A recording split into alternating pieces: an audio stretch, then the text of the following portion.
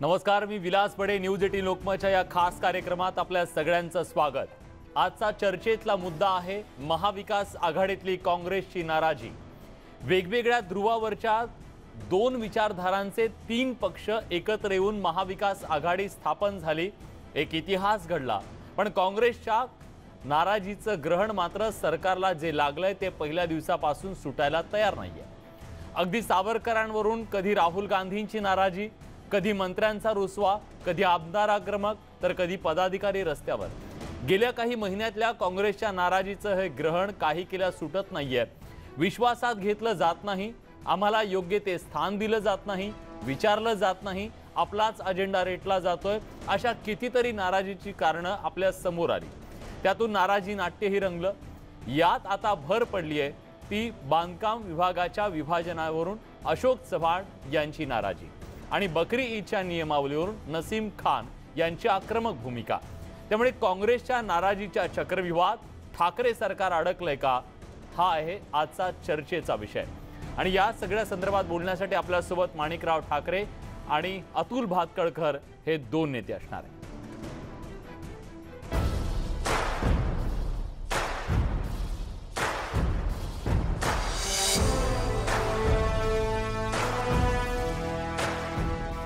चर्चेच्या सुरुवातीला मी काँग्रेसचे नेते माजी प्रदेशाध्यक्ष माणिकराव ठाकरे यांच्याकडे जातोय.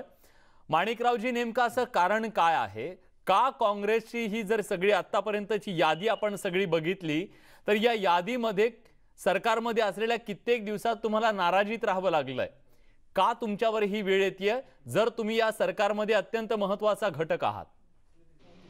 नाही, अशा प्रकारची जी चर्चा आहे ती संपूर्ण चर्चा मीडियामध्येच दिसून येते. खऱ्या अर्थात त्याच्यामध्ये नाराजीचं नाट्य हे जे काही वरच्यावर सांगितलं जातं त्यामध्ये स्पष्ट आहे की काँग्रेस, राष्ट्रवादी काँग्रेस आणि शिवसेना एकत्रपणे आम्ही सरकार चालवतो. आणि सरकार चालवत असताना जे अंतर्गत जे काही कोणत्या मंत्र्यांच्या काही अडचणी असेल तर त्या अडचणी मुख्यमंत्र्यांपर्यंत घेऊन जाण्याची जबाबदारी आमचे जे अध्यक्ष आहेत, आमचे प्रमुख आहेत बाळासाहेब थोरातजी, हे मुख्यमंत्र्यांकडे घेऊन जात असताना की ते असा विषय नाही आहे की मुख्यमंत्र्यांवर ते नाराज आहेत किंवा मुख्यमंत्र्यांवर मंत्री नाराज आहेत. बरं, तो एखादा विषय असं वाटला की एखादा अधिकारी त्या विभागाचं ऐकत नाही आहे किंवा मंत्र्यांचं दुर्लक्ष करते, एखाद्या मंत्र्यांना असं वाटलं तर मुख्यमंत्र्यांकडे जाणं काही वेगळं आहे तसं मला वाटत नाही. पण माणिकरावजी, हे शिवसेनेच्या बाबतीत होत नाही. शिवसेनेचे मंत्री नाराज होत नाहीत, राष्ट्रवादीचे मंत्री नाराज होत नाहीत, काँग्रेसचेच का मंत्री नाराज होतात? त्यांच्याच वाट्याला हा दुजाभाव का येतोय? नाही, मला असं वाटत नाही की काँग्रेसच्या मंत्र्यांवरच अशा प्रकारचा दुजाभाव येतो किंवा अमुक मंत्र्यांना दुजाभाव येतो. शेवटी सरकारचे प्रमुख जे आहेत ते उद्धवजी ठाकरे आहेत आणि प्रमुख असल्यामुळं त्यांना सगळ्यांना सारखं न्याय द्यावं लागतं, सगळ्यांना सोबत घेऊन जावं लागतं. एखाद्या वेळेला एखाद्या विभागामध्ये काही अडचणी असेल तर त्या संदर्भामध्ये संबंधित मंत्री मुख्यमंत्र्यांपर्यंत जाऊ शकतात, सांगू शकतात. तर त्यामध्ये कुठे वेगळं अंतर आहे असं मला वाटत नाही.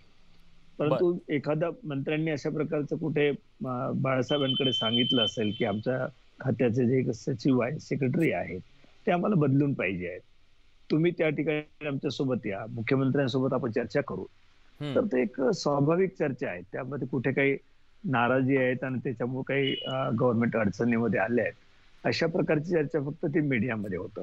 परंतु असं काही प्रमुख असं कुठलंही कारण नाही. माणिकरावजी, तुमचेच नेते येऊन सांगतायत आम्ही नाराज आहोत म्हणून, मीडियामध्ये काय त्याच्याशिवाय तर चर्चा होणार नाही. नाही, नाराज आता एखादा विषय एखाद्या मंत्र्यांकडे जर असेल आणि त्यांना असं वाटत असेल की या संदर्भामध्ये संबंधित सेक्रेटरी किंवा माझा हा प्रस्ताव मान्य होत नाहीत, तर एखाद्या वेळेला ते व्यक्तिगत त्याची नाराजी त्या ठिकाणी ते प्रदर्शित एखाद्या ठिकाणी केली असेल. परंतु प्रमुख कोण आहेत काँग्रेस पक्षाचे? बाळासाहेब थोरात आहेत. त्यांनी मुख्यमंत्र्यांशी चर्चा करायची, मुख्यमंत्र्यांना या सगळ्या गोष्टी सांगायच्या आणि त्याच्यातून मार्ग निघतच असतो. पण असं नाही की एखादा मंत्री नाराज आहेत आणि त्याच्यामुळं काँग्रेस पक्ष नाराज आहेत आणि काँग्रेस पक्षाची काहीतरी आता वेगळी भूमिका घेण्याची मनस्थिती झाली आहे. अशा प्रकारचं कुठेही चित्र नाही आहे राज्यामध्ये. बर, ठीक आहे. आता अतुल भातखळकर आपल्या सोबत आहेत. अतुलजी, तुम्हाला अपेक्षित हेच होतंय? जी खळखळ सुरू आहे भांड्याला भांड लागतंय, कुरबुरी सुरू आहेत, तुम्हाला आनंद होतोय की काय होतंय? म्हणजे नाही, मला आनंद आम्हाला की म्हणजे मला किंवा भारतीय जनता पार्टीला अजिबात आनंद होत नाहीये. पण खरं सांगायचं तर महाराष्ट्राचं हे सर्वात मोठं दुर्दैव आहे की एवढं मोठं संकट महाराष्ट्रावर आलेलं असताना जनमताचा विश्वासघात करून जनतेने जो कौल दिला होता त्याच्याशी महाराष्ट्राच्या 12 करोड जनतेशी विश्वासघात करून केवळ नरेंद्र मोदी आणि भारतीय जनता पार्टी यांचा द्वेष या आधारावर हे 3 पक्षांचं सरकार आलं. सत्तेकरता हपापलेले हे तिन्ही पक्ष एकत्र आले. आपण जनता म्हणून, मी एक सामाजिक राजकीय कार्यकर्ता नेता म्हणून म्हणेन की ठीक आहे, चला तुम्हाला सत्ता प्राप्त करायची होती, वयाच्या 60व्या वर्षी का होईना मी राज्याचा मुख्यमंत्री बनीन, त्याच्याकरता मी जनतेला पायदळी तुडवीन, हरकत नाही. अरे पण काम तर करा. कुठलंच काम नाहीये. काय आज महाराष्ट्राची अवस्था आहे? या देशामध्ये हिमाचल पासून ओरिसा पर्यंत प्रत्येक राज्याने आपापल्या राज्यातल्या जनतेकरता पॅकेज दिलं. आज मराठीतल्या एका नामवंत वृत्तपत्राने अग्रलेख लिहिलाय, 4 महिने उलटून गेले, तुम्ही 1 रुपयाचं पॅकेज नाही दिलं. रेशनवर जे गरिबांना मोफत धान्य केंद्र सरकार देतंय. अतुलजी ते मुद्दे आहेत, पण ज्या काँग्रेसला तुम्हाला काँग्रेस मुक्त भारत करायचं होतं, काँग्रेस मुक्त महाराष्ट्र करायचं होतं, ते काँग्रेस सत्तेत गेली पण तिथेही ती नाराज आहे. याच्याबद्दल तुम्हाला काय वाटतं? नाही, मला असं वाटतं की जेव्हा द्वेषापोटी कुठलाही मनुष्य किंवा एखादी संस्था कुठलीही कृती करतो, त्या कृतीचे परिणाम शेवटी हेच होतात. लक्षात घ्या. आपली माणसाची किंवा कुठल्याही संघटनेचं इंटेन्शन काय आहे हे सर्वात महत्वाचं आहे. मलाही वाटतं आमदार व्हावंसं, मी आमदार झालो, मलाही वाटतं उद्या की मंत्री झालो पाहिजे, पण कशा करता? हे जनतेच्या सेवेकरता झालं पाहिजे. ही भावना जोपर्यंत प्रबळ असते तोपर्यंतच आपला व्यक्तिगत जीवन असेल किंवा राजकीय पक्ष किंवा संस्था म्हणून असेल तोपर्यंत ठीक चालेल. आज काँग्रेसची दुर्दशा महाराष्ट्रात झाली आहे. याचं कारण सत्तेमध्ये त्यांना वाटा नाही, सत्तेत त्यांना सन्मान नाही. म्हणजे काल त्यांच्या ऊर्जा मंत्र्यांनी 17 का 18 नेमणुका केल्या. त्यांच्याच प्रदेशाध्यक्षांनी सांगितलं नेमणुका रद्द करून टाका. राष्ट्रवादीच्या कुठल्या मंत्र्याने बदल्या केल्या, त्या बदल्या मुख्यमंत्र्यांनी रद्द केल्या.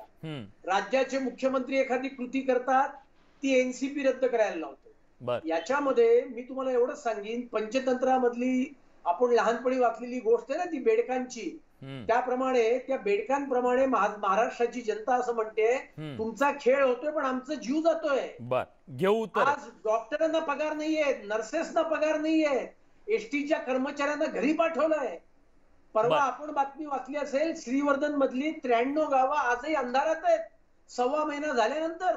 ठीक आहे, घेतो उत्तर. माणिकरावजी, सर्वसामान्यांच्या मनात एक प्रश्न आहे, याच्यावर चर्चा करा. घेतो. सर्वसामान्यांच्या मनात एक प्रश्न आहे माणिकरावजी. तुम्ही जेव्हा विरोधात होतात, या राज्यामध्ये फडणवीसांचं सरकार होतं, शिवसेना त्यांच्या सोबत होती, तुमच्या सर्व नेत्यांच्या, अगदी तुमच्या सुद्धा, तुम्ही सुद्धा एक टीका करायचात की ज्या शिवसेनेला ह्या सरकारमध्ये स्थान नाही, मान नाही, सन्मान नाही, ती शिवसेना लाचार, इथपर्यंत तुम्ही शब्द वापरलेले आहेत काँग्रेसच्या नेत्यांनी. आज तुमची शिवसेना झाली आहे का? आणि तशा प्रकारचा जर आरोप तुमच्यावर कुणी केला असेल, आज विरोधक तुमच्यावर करतायत, भाजप तुमच्यावर करते, त्याला उत्तर काय?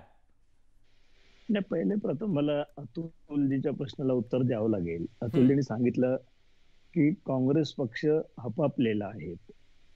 आता मला हे विचारायचं आहे अतुलजींना की ज्या वेळेला बीजेपी आणि शिवसेना एकत्रपणे सरकार चालवत होतं, दोघा मिळून निवडणुका लढवल्यात आणि निवडणुका लढवल्यानंतर मुख्यमंत्री आम्हालाच पाहिजे, मीच मुख्यमंत्री होणार आणि मी सोडणार नाही, त्याकरता भलाही शिवसेना दुसरीकडे गेली तरी चालते, हे हपापले पण नाही तर काय आहे? मला असं वाटलं की आतापर्यंत फडणवीसजीच फक्त परेशान आहेत या सगळ्या सरकार त्यांच्या हातात गेल्यामुळं. पण अतुलजींना सुद्धा एवढं डिस्पेक्ट होण्याचं काही कारण आहे असं मला वाटत नाही. आणि अंतर्गत जो बाब आहे, आम्ही तिन्ही पक्ष एकत्र, सत्ता गेली आहे हे त्यांनी मान्य केलं पाहिजे की त्यांच्यामुळे झालेली आहे. हपापले पण कोणाच होतं, मुख्यमंत्री आमचाच झाला पाहिजे, हा हट्ट कसट तुटेपर्यंत, आणि हपापलेपणाचा आरोप आमच्याकडे. तुम्ही जर शिवसेनेला त्यावेळेला सांभाळून घेतलं असतं, मुख्यमंत्री शिवसेनेचा केला असता, तुम्ही हपापलेपण दाखवलं नसतं, तर हा जी वेळ तुमच्यावर आली नसती, ही परिस्थिती तुमच्यावर ओढवली नसती.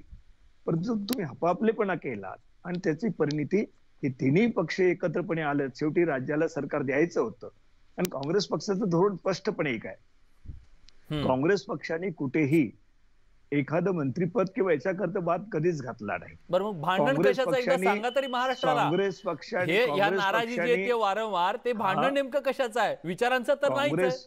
मग हे भांडण अधिकारांचं आहे का? नाही, याच्यामध्ये स्पष्टपणे आहेत. आपण म्हणता विचाराचं नाही आहेत, परंतु मी त्याच मुद्द्यावर येतो आहेत.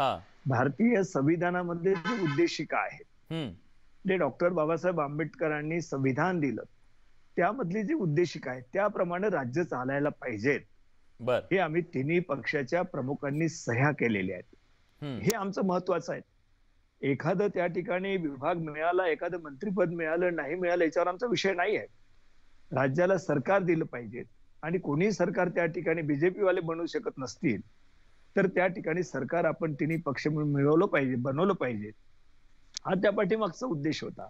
त्याच्यासाठी तुम्ही शिवसेनेचं कट्टर हिंदुत्व मान्य केलं? कट्टर हिंदुत्व मान्य करण्याचा विषय नाही आहे. आमच्या विचाराशी सुतूभरी आम्ही त्या तसूभरी ढळलेले नाही आहेत. मग तेही त्यांच्या विचारावर ठाम आहेत ना. अजूनही ते राम मंदिराबद्दल जेवढे आक्रमक होते, जेवढे कट्टर होते, आजही आम्ही आहोत म्हणतोय. आम्ही त्यांची भूमिका बदलावा असं कुठेही म्हटलेलं नाही किंवा कुठेही तशा प्रकारचा आग्रह धरला नाही. कुठल्याही तशा प्रकारचा आम्ही लिखित घेतलाय. परंतु आम्हाला हे राज्य चालवत असताना तिन्ही पक्षात जे राज्य आज आपण चालवत आहोत, हे भारतीय संविधानाच्या जे उद्देशिका आहेत त्याच्यामधले सूत्र पाळले गेली पाहिजे आणि हे उद्धवजी ठाकरे यांनी सुद्धा मान्य केलं. त्यापेक्षा वेगळं आम्हाला काही म्हणायचंच नाही. त्यानंतर जे काही भूमिका त्या ठिकाणी उद्धवजी ठाकरेची आहेत ते सगळ्यांना घेऊन चालण्याचे आहेत. बरं, माणिकरावजी, माझ्या प्रश्नाचं तुम्ही उत्तर थोडंसं टाळलेलं दिसतंय. मी तुम्हाला असं म्हणालो की फडणवीस सरकार सत्तेत असताना तुम्ही शिवसेनेबद्दल ज्या कमेंट करायचात, आज त्याच कमेंट काँग्रेसवर केल्या जात आहेत. नाही, आम्हाला काँग्रेसने कधीही आम्ही खिशामध्ये राजीनामा घेऊन फिरतो असं म्हटलेलं नाहीये. काँग्रेसने कधी या सगळ्या याच्यामध्ये टोकाची भूमिका कधी घेतली नाही की आम्ही सरकारला पाठिंबा काढून घेऊ, सरकार सोबत राहू नये. अशा प्रकारचे टोकाचे प्रश्न आतापर्यंतच्या 1 वर्षाच्या कालावधीमध्ये सुद्धा कुठेही आलेले नाहीत. एखाद्या ठिकाणच्या एखाद्या मंत्र्यांचे प्रश्न किंवा त्या विभागाचे प्रश्न घेऊन जर आमचे प्रमुख नेते मुख्यमंत्र्यांकडे जर चर्चा करत असतील, तर मला वाटत नाही की त्याच्यामध्ये काहीतरी वेगळेपणा आहे. पण याच्यामध्ये विरोधी पक्ष याच्यामधूनही काहीतरी आमच्या अंतर्गत भांडण आणि त्याच्यामुळे सरकार पाडणार आणि सरकार पाडण्याकरता वेगवेगळे प्रयोग, यांचे जे दिल्लीत जाणं, मुंबईलाही करणं आणि एका इकडे दाखवून अतुलजींनी सुद्धा सांगितलंय आम्हाला काही फार आनंद झालेला नाही यांच्या वादाचा. परंतु मनामधून ज्या काही घटना घडतायत, एखाद्या वेळेला असं वाटतं त्यांना त्यांच्यात नाराजी वाढली पाहिजे, त्यावेळेला निश्चितपणे त्यांना आनंद होतो. हे कितीही त्यांनी टाळण्याचा प्रयत्न केला तरी सूर्यप्रकाश इतकं स्पष्ट आहे. बर, जातो अतुलजींकडे. अतुलजी, मुख्यमंत्री आज असं म्हणाले, हिम्मत असेल तर माझी मुलाखत चालू आहे, सरकार पाडून दाखवा. तुमचे नेते असं सांगतायत की हे अंतर्गत विरोधानं सरकार पडणार आहे. एक आहे, तुम्हाला एवढा विश्वास आहे हे सरकार टिकणार नाही, हे चक्रव्यूहात सापडलेलं सरकार आहे? तुम्हाला तरी विश्वास आहे का? या देशाच्या इतिहासामध्ये 3 पक्षाचं सरकार कधी टिकलं का? तुम्ही महायुती तर अनेक पक्षांची केली ना. 3 नाही, पण असं आहे, त्याच्यामध्ये बेसिक फरक होता. अटल बिहारी वाजपेयीजींच्या सरकारमध्ये 17 पक्ष सामील होते, पण 273चं बहुमत जिथे लागतं त्या बहुमतामध्ये 200 खासदार हे भारतीय जनता पार्टीचे होते. एक प्रिन्सिपल पोल होता त्या सगळ्या एनडीए मध्ये. हे आपण लक्षात घ्या. आपण पत्रकारात आपण राजकीय विश्लेषण केलं पाहिजे.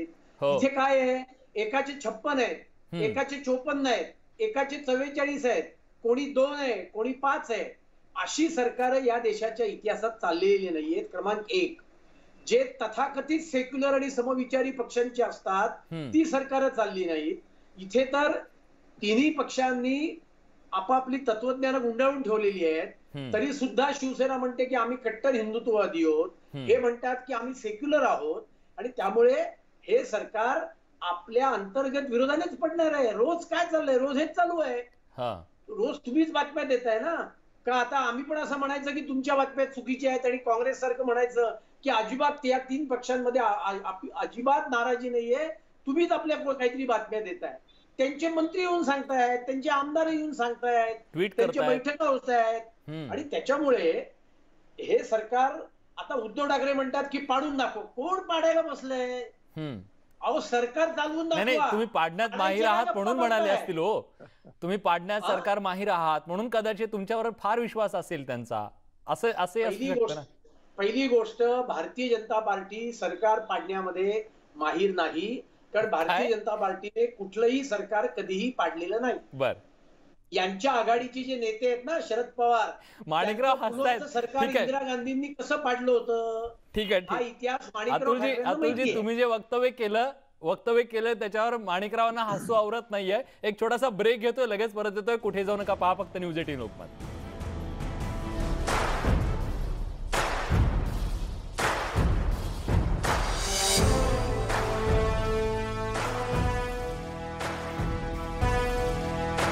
ब्रेक नंतर तुमचं पुन्हा एकदा स्वागत. आपण चर्चा करतोय की ठाकरे सरकार सध्या नाराजीच्या चक्रव्यूहात आहे का. ब्रेकच्या पूर्वी भाजपचे आमदार अतुल भातखळकर यांनी सांगितलं की भाजपनं कधी कुणाची सरकार पाडली नाही, त्यांना तसा काय अनुभव नाहीये.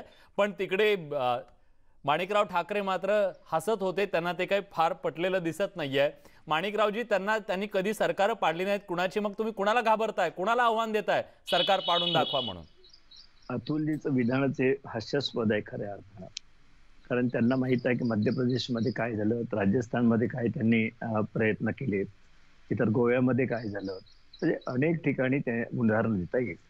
परंतु हे सगळेजण पाहत आहेत आणि ते कशा पद्धतीनं रितसर ते विसरतात हे मला कळत नाहीये की त्यांना हे कसं ज्ञात नाही की त्यांनी मोठ्या प्रमाणामध्ये या सगळ्या उचापती केलेल्या आहेत. आणि मला एक विचारायचं आहे की ज्या वेळेला तिन्ही पक्षाचं सरकार हे बनण्याच्या स्थितीमध्ये होतं, शपथविधी घ्यायचं, राज्यपालाकडे जायचं, अशा प्रकारचा प्रसंग होता. आणि त्यावेळेला नेमकं फडणवीसांनी रातोरात केंद्र सरकारने, बीजेपीने सरकार बनवण्याचा प्रयत्न केला. हा हपापलेपणा नाही तर काय.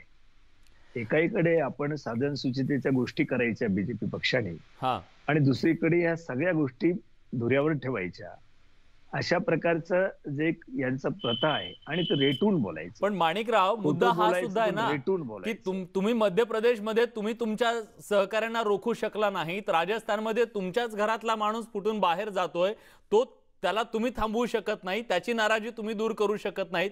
आजही तुमच्या घरात महाराष्ट्रामध्ये नाराजीचे सूर आहेत. मग तुम्ही दुसऱ्याला दोष देण्यात काय पॉइंट आहे? दुसऱ्याला दोष देण्याचा विषय नाही आहे, पण याच्या पाठीमागे कोण आहे?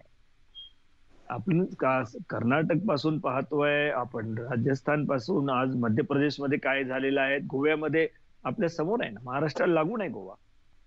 त्या ठिकाणी काय घटना घडल्यात, त्यामध्ये काय भूमिका घेतली होती बीजेपीने, त्यांचे काय सदस्य निवडून आले होते ते. काँग्रेस पक्षाने आल्यानंतर त्यांनी सरकार त्या ठिकाणी रातोरात सदस्य फोडून सरकार स्थापन केलं आणि रातोरात त्या ठिकाणी मुख्यमंत्री पदाची शपथ घेतली फडणवीसांनी. मला एक सांगा तुम्ही की तिन्ही पक्षांनी सरकार बनवण्याची परिस्थिती होती. संपूर्ण महाराष्ट्रातील जनतेला वाटत होतं की काँग्रेस, राष्ट्रवादी आणि शिवसेना सरकार बनवतात, उद्धवजी ठाकरे मुख्यमंत्री होणार आहे. आणि एका रात्रीमधून ह्या सगळ्या घटना, राष्ट्रपती राजवट उठवायची, कॅबिनेट मंत्र्यांची बैठक दिल्लीला होणार, तिथून डायरेक्शन येणार, रातोरात मुंबईला येऊन त्या ठिकाणी राज्यपाल त्यांना शपथ देणार. किती हे सगळ्या घटनाक्रम आपल्या सर्वांच्या समोर आहे. आणि सरकार पाडणार नाही का आम्हाला काय घेणं. तुमच्यातलेच कोणीतरी तिकडे गेले होते ना माणिकरावजी, उगाच त्यांनी सरकार स्थापन नव्हतं केलेलं, तुमच्याकडचेच काही लोक तिकडे गेले होते, उपमुख्यमंत्री झाले होते. हे असं कोणी गेलेत आणि त्याच्यामुळे सगळं झालं आणि यांच्याकडून कुठल्याही काही त्या ठिकाणी प्रयत्न झाले नाहीत असं आपल्याला म्हणायचं आहे का?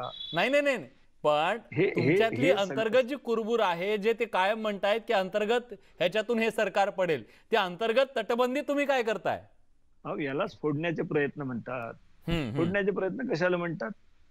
तुमच्याकडे तुमच्या पक्षामधले आमदारांना आम्ही फोडतो, माणिकराव फोडण्याचे प्रयत्न तुमच्या प्रमुख नेत्यांना फोडून आमच्याकडे आम्ही आणतो आहोत. म्हणजे माणिकराव, मी सांगू का? आपण जे फोडण्याचे म्हणतात प्रयत्न आम्ही कशाला फोडणार म्हणतात नाही ते? आहेत, आम्ही सरकार पाडणार नाही आहेत, अहो, त्यांचं छगन सरकार भुजबळांना पडेल. कोणी फोडलं आणि 91 तुम्ही साली? असं म्हटलं असतं तर मान्य छगन केलं असतं की भुजबळांना नाही, आम्ही कोणी फोडलं? जरी कोणी फुटून बाहेर आला अहो, तर शरद सपोर्ट पवारांच्या करायचा बरोबर नाहीये, तुम्ही बसलाय कोणाचं सरकार आणि आम्हाला पडू पक्ष द्यायचं नाही, फाटाफुटीच्या पाडायचं विषयी नाहीये, नैतिक तर प्रवचन समजू देतायत. शकलो असतो. पण या एका इकडे त्या देशामध्ये ठिकाणी शरद कृती पवार हे करायचं, यातले तशा प्रकारची मसीहा माणिकरावजी आहेत. माणिकरावजी एक मुद्दा ते फोडाफोडी उपस्थित करायची. करतायत. अतुलजी, हा. नाही, छगन भुजबळांना शिवसेनेतून कोणी फोडलं 91 साली? तुम्ही छगन शरद भुजबळ पवारांच्या बरोबर बसलायत आणि जे या देशाच्या राजकारणातले पक्ष फोडाफोडीतले आणि खंजीर खुपसण्यातले माहीर आहेत, आणि तुम्ही आम्हाला नैतिकतेची प्रवचनं देताय आणि जनतेला प्रवचनं देताय. अतुलजी ज्या वेळेला छगन भुजबळ 57 साली पहिलं तुम्ही काँग्रेसमध्ये केरळमधलं आले नियुक्त त्यावेळेला सरकार काँग्रेस पक्षाचं बरखास्त सरकार केलं. होतं, हे काही कळलं की नाही? बीजेपीचं सरकार नव्हतं, इंदिरा गांधींनी शिवसेनेचं सरकार पत्त्याचे नव्हतं. पत्त्याचे बंगले पाडावे तसे इंदिरा काँग्रेस गांधींनी पक्षाचं आणि काँग्रेसने 356 कलमाचा वापर करून सरकार बरखास्त केली. आमदार तुम्हाला खासदार आठवण खरेदी नसेल, केले. छगन भुजबळ ज्या या वेळेला सगळ्याची जननी काँग्रेसमध्ये कोण आहे? आलेत या सगळ्याची त्यावेळेला जननी सरकार हे काँग्रेस आहे. काँग्रेस पक्षाचं होतं. आम्ही काही तुमचं कळलं की सरकार नाही? पाडलेलं नाही. अहो, माणिकरावजी ते anti-defection काय law म्हणतायत राजीव गांधींनी की आणला. बीजे काँग्रेसनं पण पेरली आहे त्या त्याच्यावर देशात मात सुद्धा सरकार तुम्हीच पाडापाडीची. त्याच्यावर मात सुद्धा तुम्हीच केलीत, लक्षात घ्या. आणि त्याच्यामुळे काँग्रेसने हे सांगावं अतुलजी, उत्तर घेऊया ना.